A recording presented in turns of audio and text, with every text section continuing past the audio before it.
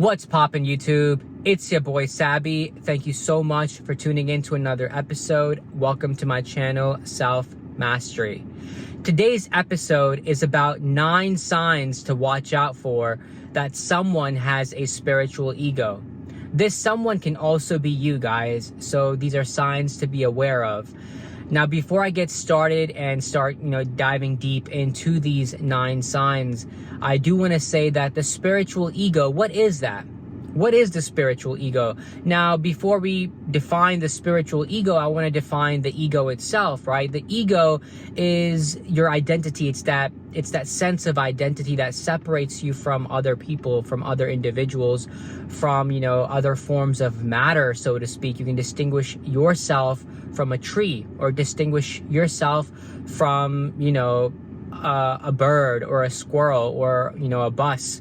Because when you do have a deep spiritual realization, whether it's through meditation, through psychedelic experiences, or whether it's, through a download that you receive, you can feel that interconnectedness where everything feels one at the baseline. And it's almost hard to separate yourself from that because, your ego is in that moment transcended. That's what's known as an ego death. And so a lot of people think that the ego is, something that needs to be transcended all the time, or something that needs to be, overcome, or we need to get rid of the ego. Ego is bad. And I understand where they're coming from. Of course, guys, of course. But I do want to make this side note, not even a side note. I want to make this clear as a main point, that the ego is not a bad thing, guys, because you see, it is the left brain, or the left hemisphere of the brain, through which, we are able to use this tool called the ego, which helps us speak, write, talk to people, right? Pick up phone and dial numbers. It helps us understand, process information, all these things, guys. And the ego is important to have in this physical reality. Without this, we would not be able to experience the human, right? We would not have this human experience without the ego. So even when someone is intellectualizing spirituality, so to speak, they're using their ego to do so. And that's one thing a lot of these people don't understand, that the ego is not a bad thing. It's just a tool that can be used in a positive, constructive way, or in a negative, destructive way as well. Sort of like a knife, right? Think about a knife. You can cut fruit, you can slice vegetables, but you can also stab somebody with it too. So it's all about how you use it. So the ego is not a bad thing, guys. If you're watching this, please understand this. Number 2 thing I want to say about the spiritual ego now. So the spiritual ego comes in pretty much after somebody has, this experience where they are awakened. Maybe it's a psychedelic experience. Maybe, like I mentioned, it was, meditation, whatever. It could be, maybe they're starting on this journey. Maybe they discovered a teacher, and next thing you know, they're bombarded with all this wisdom and information. And next thing you know, they feel like they know it all. And so the ego, what happens is, because they're so introduced to this new concept of, transcend the ego, the last place for the ego to hide is under the cloak of that spirituality that they're, learning or walking the path of. And so it becomes the spiritual ego, guys. And so as I go down these 9 different signs, it'll become clear to you how people in the spiritual community, because a lot of people in the spiritual community, guys, I've been part of this. I've been on this journey for a long time, and I too have had a spiritual ego. I am not perfect by any means, guys. I've also been a victim of this. Not a victim, sorry, guys. That's the wrong word to use. I also have been a creator of this. I have also been a person to project a spiritual ego as well. And so, but then obviously you realize, hey man, you realize a lot. And I'll share my, experiences as I go down this list. But let's go ahead and get started, guys. I have these written down. I took the time to write down, basically, 9 different signs. The first is over-intellectualizing everything. So a lot of people with a spiritual ego, what they do is they intellectualize spirituality. They intellectualize everything that they experience, because you see, spirituality is an experience. It's something that you feel. The God presence is not something you can intellectualize. It's something that you feel in the moment. and it's beyond words. You know, it's something that you cannot explain it to somebody. It's just a feeling that comes, and it's a feeling that takes over, and it's this frequency that you're in that it's just, there's no words for it. So a lot of people, when they start intellectualizing spirituality, start intellectualizing God, that's the spiritual ego, guys. Also, these kind of, you know, people, what they want to do is they want to learn as much as they can. So they'll read a lot of books, listen to a lot of different teachers, podcasts, lectures, attend hella seminars, guys. They're gonna do that, right? And so the reason they're trying to do that is to armor themselves up with all this intellectual knowledge. So if someone does come into the room, they can, you know, sort of debate and win these debates, and, you know that, you know, like, you know, basically it's their ego trying to defend themselves, or, you know, itself from whatever it thinks it needs to defend itself from. So a lot of these people you're going to see over intellectualize everything, because spirituality is an experience. It is being itself. It is just the act of awareness, right? You can just looking at a tree, looking at a leaf, feeling the wind on your skin. That's as simple as that. You can reach that God feeling, guys. It's all about, you know, just being tuned in that moment to that frequency. That's it. There's no need to intellectualize the experience into anything, you know. But that's sign number 1. Let's get into sign number 2. Judging others as more or less advanced than you. So a lot of people do this in the spiritual community. And I've also done this too in the past, guys, where you feel like, oh, certain teachers, spiritual teachers are above you. So, you know, you don't question them, or you don't really, you know, think critically about what they're saying. That's maybe, you know, true or false. It's like because you feel like, oh, they know more than you, or they're more experienced than you, or they've been on this journey longer than you, that they are above you. Same thing you can do with other people, where you maybe feel like, oh, you've been on this journey for a long time, and so then guess what you start doing, right?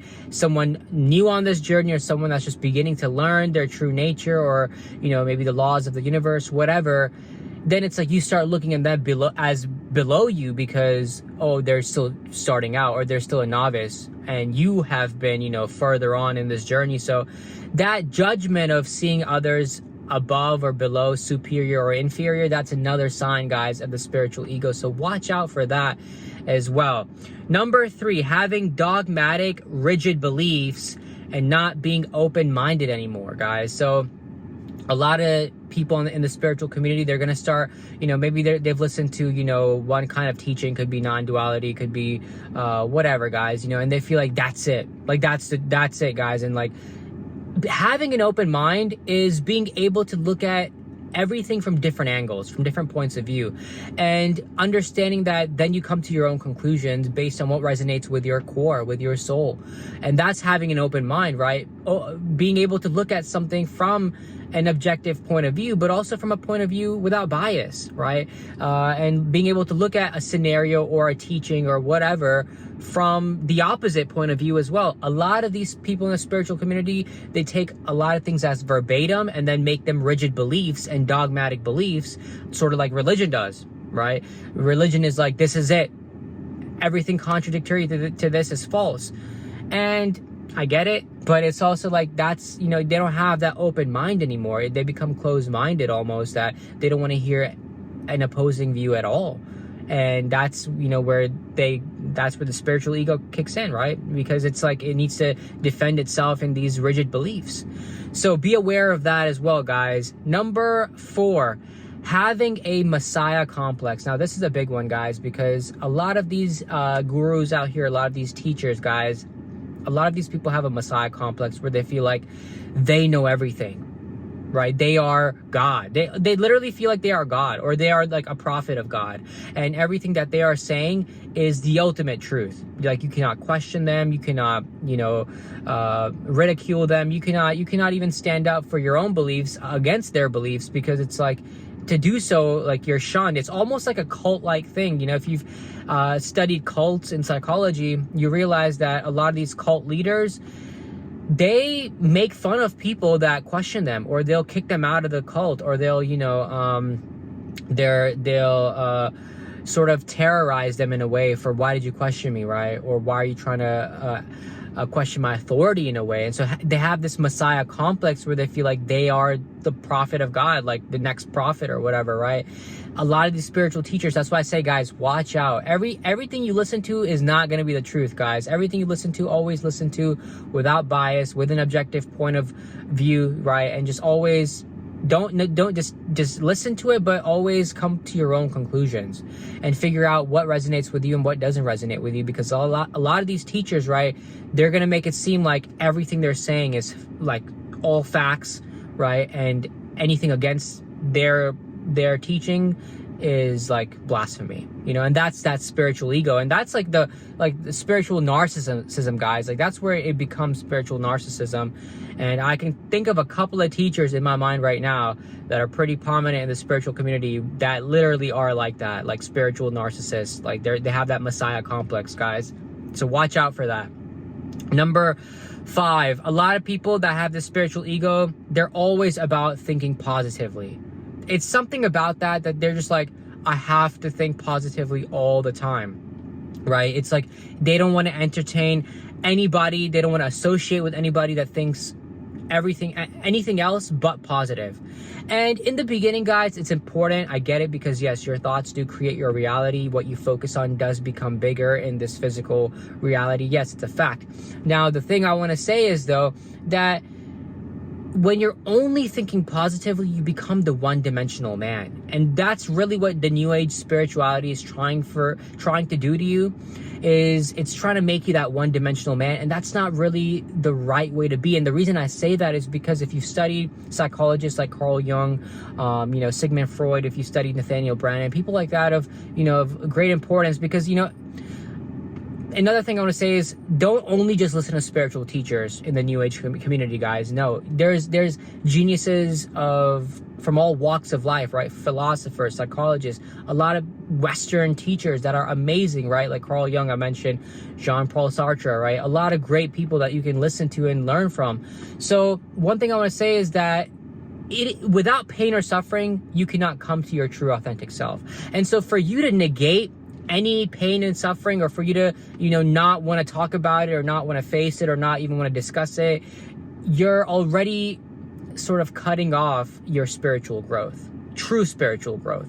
Always thinking positively, that's the spiritual ego trying to protect itself from, or trying to, it's like this survival mechanism that, hey, I don't want to be affected by anything negative. It's like, how dare you bring up this negative topic in front of me, right? And so it's just, guys, you're not going to grow spiritually if you're always just, positive, because you need to face the fears. You need to go through pain. You need to go through suffering. You need to go through trauma, tragedy, loss in order to become an expanded version of yourself. It is through contrast, guys, that you become who you truly are meant to be, in this life, in this physical life, as long as you're here, because all of that is part of the expansion of your soul. That's really what it is. So the spiritual ego will always, try to think positive. That's another sign to watch out for. Number 6, being a guru to others, right? But the thing with this is you start lacking humility. So you'll start, giving lectures to people that don't really ask for it. You'll start, telling people, hey, don't talk about this, don't say this. Basically, anyone that's like being a guru to others, lacking humility, not really,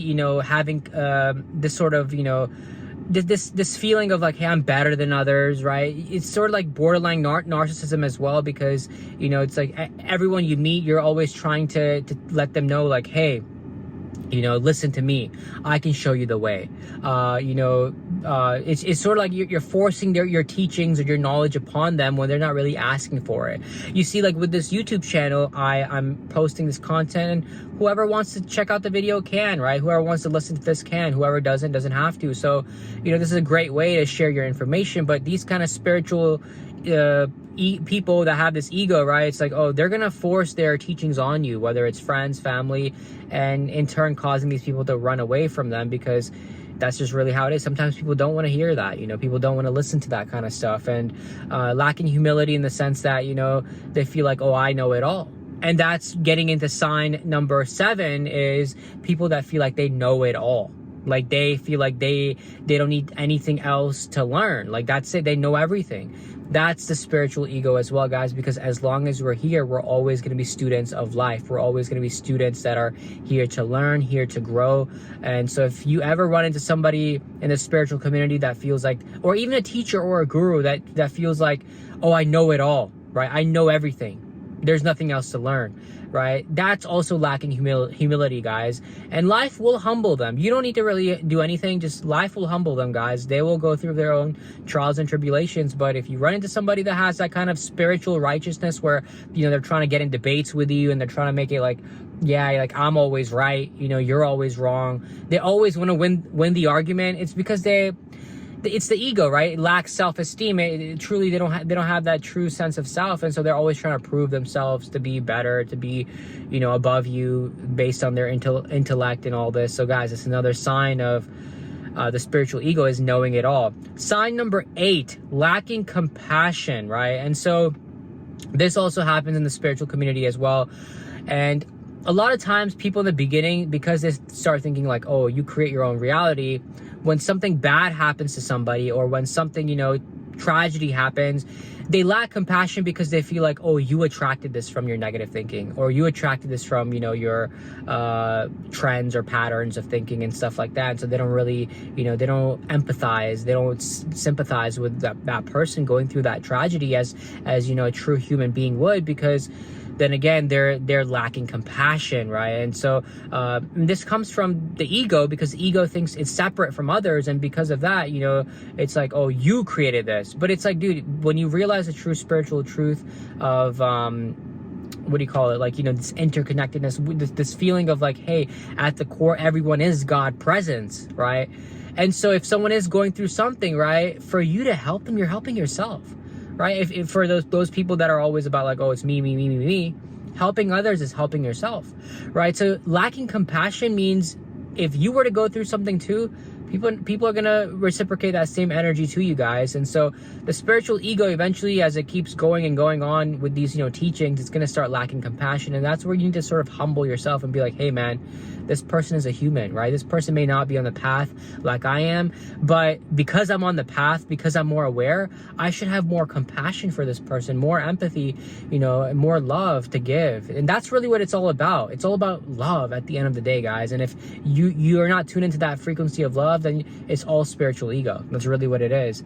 Number 9, this is the last one, but this is also a big one, guys, because I've seen this a lot in the spiritual community, is withdrawing from the world or withdrawing from everything. And this is like, a lot of people do this, but it goes back to like asceticism, where it's like, you know, rejection of the body, rejection of the world, rejection of this illusion that we call the matrix, right? And so, guys, that's a spiritual ego as well, because yes, sure, I get it, a lot of this could be a simulation or could be the matrix. I get it. It makes sense. But as long as we're here, let's do all that we can. Let's enjoy this experience. Let's, you know, live out our dreams, live out our purpose. Let's be a part of this. You know, yeah, we get it that our true nature is, you know, multidimensional. It's, you know, it's infinite in nature. And I get that, of course, guys. But if we're here for a purpose. We're here for a reason, right? So why not enjoy that reason? Why not live out that reason? Why are we trying to escape this when we're truly here for a reason, right? Like we're meant to be here for a reason. Yeah, when our time comes, we'll transition into wherever we're going to transition to next. But, you know, there's a specific reason why you're here right now. So don't withdraw from life. Don't withdraw from the world. Don't withdraw from, oh, I don't want to have any more money. I don't want to do this. I don't want to do that. Guys, then that's a spiritual ego once again, right? Trying to protect itself. It's a survival mechanism. That's really what it is, guys. And so these are 9 signs to watch out for. One thing I do want to say is, if you know someone that's going through this, guys, it's all about, you know, understanding that they are where they are in their journey, and eventually they'll come to the realization. If they don't, then, you know, that's okay. But at least you that is aware of all of this, you will know that, hey, you know, the ego one is okay. It's a great thing, you know. obviously you don't want to become arrogant, you don't want to be too prideful. Yeah, keep your ego in check, guys, you know, but obviously know that deep down, yes, the God presence is within everyone. It's within you as well. And so you know, when you realize your true nature, and you realize also the importance of having an ego in this physical reality, then you learn to have balance. It's all about having balance and being able to, you know, you're being able to navigate through both, right? Being able to integrate the spirit with the ego as well, and trying to, you know, live this life to the best of your ability, guys. That's really what it's all about. It's not about, oh, being the best teacher, being the best guru, knowing it all, or, you know, I'm further in this journey than you are, so I know more. I'm more spiritually righteous than you are, you know. All, guys, it's not about that. True spirituality is about love, right? It's all about unconditional love for yourself, for everything, because all is self, guys. And when you realize that, then it's like all these signs I told you about, it's for people that are still in this, you know, either they're in the beginning stages of their journey or in the middle stages of their journey, but eventually, you know, later on in life, they'll learn. And if they don't, hey man, what can we do, right? But at least we're aware, and anybody watching this, you know, can be aware of these signs within themselves as well, guys. So just wanted to share this all with you, signs of the spiritual ego. Please give this video a thumbs up if you found this to be useful. Share it with anybody if you feel like they can use this information. Once again, guys, you know, do it at your own discretion. And also, guys, give this video a thumbs up if I have not already mentioned that. Subscribe, and I will see you guys in the next episode. Peace. Much love, guys. Take care.